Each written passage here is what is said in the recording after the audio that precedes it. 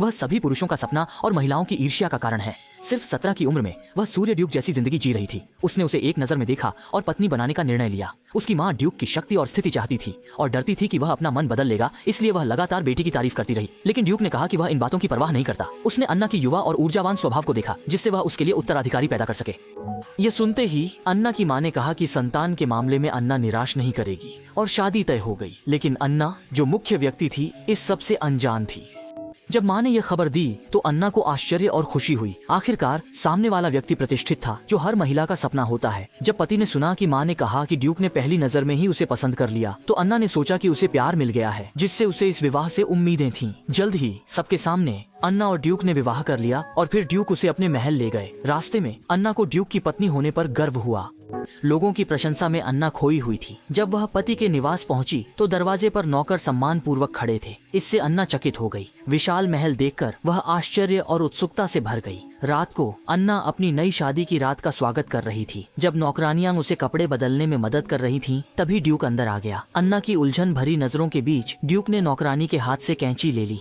फिर उन्होंने सबको बाहर जाने का इशारा किया, क्योंकि वह खुद अपनी पत्नी के वस्त्र उतारना चाहते थे।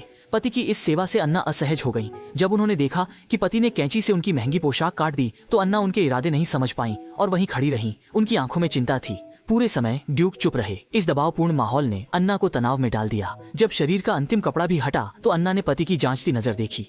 गलती का एहसास होते ही उसने शर्मिंदा होकर सिर झुका लिया। ड्यूक ने उसे बिस्तर पर लेटने का इशारा किया। अनुभवहीन ऐना को यह समझ नहीं आया, इसलिए वह पति की बात मान गई। फिर ड्यूक ने ऐना के सामने ही कपड़े उतार दिए और दोनों के बीच कोई भावनात्मक संवाद नहीं हुआ। और इस प्रकार उन्होंने अपनी नव विवाहित रात बिताई। शादी के बाद पहली बार मायके जाने पर ऐना अपनी माँ से शिकायत करने से खुद को रोक नहीं पाई। उसे लगता था कि उसकी शादीशुदा जिंदगी में कोई खुशी नहीं है। उसका पति उसके प्रति रुचि नहीं रखता, यहाँ तक कि वह कुत्ते से भी ज्यादा बातें करता है। माँ ने उसे संतुष्ट रहने की सलाह दी। ड्यूक से ज्यादा उम्मीद न करें, आखिर उनकी पहचान और स्थिति है और अन्ना का मुख्य कर्तव्य है ड्यूक के लिए उत्तराधिकारी पैदा करना। माँ की बातों से अन्ना की उलझन कुछ हद तक दूर हो गई। नई शादी का जश्न मनाने के लिए ड्यूक ने दोस्तों को बुलाया। मिलन के दौरान अन्ना एक व्यक्ति के साथ स्वतंत्रता पर बहस करने लगी। तभी ड्यूक अचानक उठकर चले गए। अन्ना ने सोचा कि शायद उसने कुछ गलत कहा, जिससे पति नाराज हो गए। वह तुरंत दौड़ी, लेकिन देखा कि उसका पति नौकरानी को निर्देश दे रहा था। अन्ना को आते देख ड्यूक ने तुरंत बातचीत रोक दी। अन्ना ने धीरे से पति से पूछा, क्या हुआ? ड्यूक बोले, डिनर उबाऊ था, और अन्ना को इसे भूलकर मेहमानों का स्वागत करने का कहा। अन्ना ने ज्यादा नहीं सोचा और पति की बात मानकर भोज कक्ष लौट गई। लेकिन जब डिनर खत्म हुआ तो अन्ना ने कुछ ऐसा देखा जो उसे हैरान और गुस्सा कर गया। वह बेडरूम में भागी ताकि पति से पूछ सके, लेकिन ड्यूक का चेहरा शांत था, जिससे अन्ना का आत्मविश्वास हिल गया। ड्यूक ने उसे पास बुलाया। हालांकि अन्ना को समझ नहीं आ रहा था कि पति का इरादा क्या है। फिर भी अन्ना वहां गई। अन्ना के कुछ कहने से पहले ही ड्यूक ने उसे साथ रहने का न्योता दिया। वह ऐसा ही चाहती थी। इस तरह उसने अपनी पत्नी की नाराजगी शांत की। कुछ समय बाद अन्ना गर्भवती हुई, लेकिन ड्यूक ने नौकर से एक छोटी लड़की लाने को कहा। अन्ना उलझन में थी, पर ड्यूक ने कहा कि यह उसकी नाजायज बेटी है और अन्ना से उसे अच्छे से रखने को कहा। अचानक एक बेटी का होना अन्ना के लिए स्वीकारना कठिन था, पर जब उसने सोचा कि लड़की ने अपनी माँ को कम उम्र में खो दिया है तो वह दया से भर गई। कुछ महीनों बाद अन्ना खेलते खेलते खुश थी, पर अचानक उसके पेट में तेज दर्द हुआ और सब लोग घबरा गए, ये देखकर कि उसकी पत्नी को प्रसव पीड़ा शुरू हो गई है। उसने चीखों की परवाह नहीं की, बल्कि जश्न में सबके साथ जाम उठा लिया कि उसे जल्द ही उत्तराधिकारी मिलेगा। लेकिन क्या उसकी यह इच्छा पूरी होगी? जब डचेस का प्रसव होने वाला था, पति उत्साह से खड़ा हो गया। पत्नी की दर्द भरी चीखें सुनकर भी ड्यूक को कोई चिंता नहीं हुई, बल्कि उसने सबके साथ मिलकर अपने आने वाले उत्तराधिकारी के लिए जश्न मनाया। लेकिन किस्मत को कुछ और ही मंजूर था और अंततः अन्ना ने एक बेटी को जन्म दिया। जब स्पेंसर महिला को अपनी बेटी के प्रसव की खबर मिली तो वह तुरंत उसे देखने के लिए आई। लेकिन जैसे ही वह अंदर आई, उन्होंने देखा कि ड्यूक नीचे कुत्ता घुमा रहा था। स्पेंसर महिला ने अपनी बेटी की स्थिति के बारे में पूछा, लेकिन ड्यूक ने शिकायत की कि अन्ना उत्तराधिकारी को जन्म नहीं दे सकी। स्पेंसर महिला को अपनी गलती का एहसास था, इसलिए वह समझा सकती थी कि अन्ना स्वस्थ और युवा है और बेटे का जन्म समय की बात है। लेकिन ड्यूक को इसमें कोई दिलचस्पी नहीं थी। दामाद के चेहरे पर नाखुशी देख स्पेंसर महिला समझदारी से वहां से चली गई। फिर वह अपनी बेटी के कमरे में गई, जहां देखा कि बेटी खुद बच्चे की देखभाल कर रही है, जिससे उन्हें दुख हुआ। माँ के आने से अन्ना को अपनी भावनाएं व्यक्त करने का मौका मिला। उन्होंने अपनी माँ को बताया कि पति बेटी के जन्म से निराश है। बच्चा 1 महीने से ज्यादा समय से पैदा हो चुका है और पति ने अब तक सिर्फ एक बार बेटी को देखा है। अन्ना की इस स्थिति के बारे में माँ ने उसे दिलासा दिया कि सब ठीक होगा। 6 साल बीत गए, पर अन्ना लड़के को जन्म नहीं दे पाई, बल्कि एक और बेटी हो गई। अन्ना तीनों बच्चों से बहुत प्यार करती थी, लेकिन ड्यूक के दिल में नापसंदगी थी। वह कुत्ते के साथ गाड़ी में बैठने को तैयार है, लेकिन अन्ना के साथ नहीं। सुना है कि बाट टाउन के गर्म झरने का पानी पीने से लड़का होता है, इसलिए ड्यूक तुरंत अन्ना को वहां ले गया। अन्ना पहले ही 2 बच्चों की मां बन चुकी है, पर उसकी आकर्षण में कोई कमी नहीं है। वह हमेशा सबकी नजरों में रहती है। उसकी सुंदरता और प्रतिभा से सभी पुरुष प्रभावित होते हैं।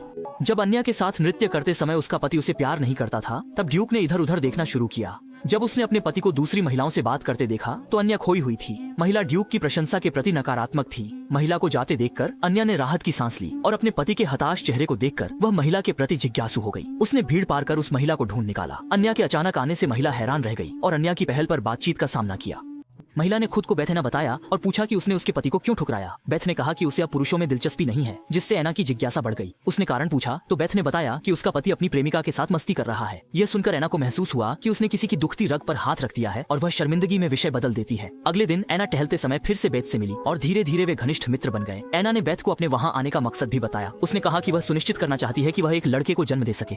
पति ने कहा कि रोज 2 कप गर्म पानी पीना होगा 4 हफ्तों तक। बेथ हैरान हुई, लेकिन अन्ना ने कहा इसमें कुछ खास नहीं। शुरुआत में उसे भी विश्वास नहीं था, लेकिन 2 बार गर्भपात हुए और दोनों बार लड़के थे। इसने उसकी सोच बदल दी। अन्ना की स्थिति सुनकर बेथ ने सहानुभूति जताई, लेकिन बेथ की स्थिति भी ठीक नहीं थी। जब उसने सिर घुमाया तो अन्ना ने उसके गले पर चोट देखी। पूछा कि यह कैसे हुआ। बेथ ने कहा उसके पति ने मारा।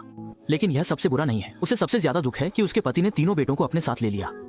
उन्हें बेथ से मिलने नहीं दिया गया, जिससे अन्ना को उस पर दया आ गई। जब उसने सुना कि बेथ किराए के घर में रह रही है तो उसने तुरंत उसे अपने साथ रहने का प्रस्ताव दिया। रात के खाने पर अन्ना ने अपने पति से इस बारे में बात की, यह सोचकर कि वह सहमत नहीं होंगे, लेकिन वह खुशी से मान गए। खुशी में डूबी अन्ना ने यह नहीं देखा कि उसके पति की नजर बेथ पर वासना से भरी थी। बेथ के साथ होने से अन्ना के जीवन में कुछ खुशी आई और दोनों साधारण दोस्तों से बढ़कर घनिष्ठ मित्र बन गए। एक बार एक नृत्य समारोह में अन्ना ने अपने पूर्व प्रेमी ग्रे को देखा।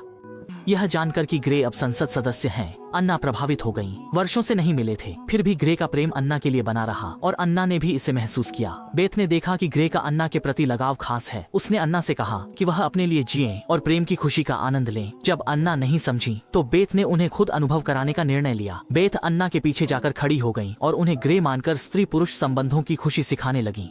मीठा स्वाद चखने के बाद अन्ना बेथ की बातों से प्रभावित हुई। जब उसे पता चला कि ग्रे चुनाव में है तो अन्ना ने अपनी डचेस की स्थिति का उपयोग कर ग्रे के लिए अधिक वोट जुटाए।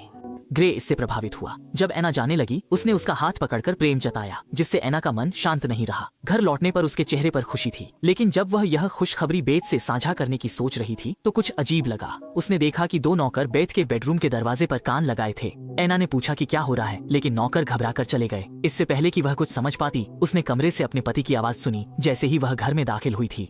जैसे ही उसने सहेली के कमरे से पति की आवाज सुनी, नौकरों की घबराहट ने सब कुछ साफ कर दिया। यह सब अचानक हुआ। अन्ना दोस्त और पति के विश्वासघात को सहन नहीं कर पाई और लगभग टूट गई। वह पति से जवाब चाहती थी, लेकिन ड्यूक ने सब कुछ उजागर होते देख भी चुप रहना चुना। अन्ना की ओर देखते हुए उसकी आंखों में अपराध बोध था। अब अन्ना सहन नहीं कर पाई। उसने पति से पूछा, लंदन में इतनी महिलाएं क्यों?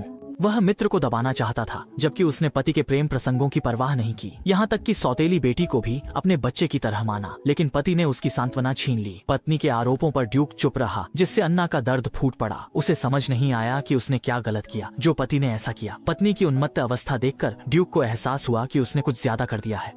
वह उसे सांत्वना देना चाहता था, लेकिन अन्ना के मन में अब उसके लिए सिर्फ घृणा थी। ड्यूक जानता था कि अन्ना गुस्से में है, इसलिए कुछ भी कहना बेकार था। वह बस एक ओर के सोफे पर बैठकर आहें भर रहा था। तभी अन्ना ने बेथ को भेजने की बात की। ड्यूक तुरंत विरोध में खड़ा हो गया और सारी जिम्मेदारी अन्ना पर डाल दी। गुस्से में उसने अन्ना पर आरोप लगाया कि वह वारिस नहीं दे सकी और बाहर खड़ी बेथ ने उनकी बहस साफ साफ सुनी।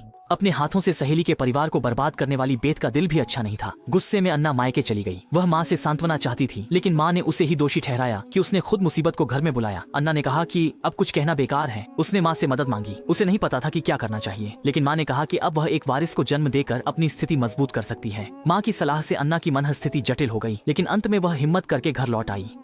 दरवाजे पर खड़े पति को देखकर अन्ना ने उसे नजरअंदाज किया। पति के अच्छे व्यवहार के बावजूद उसने ठंडे मन से प्रतिक्रिया दी।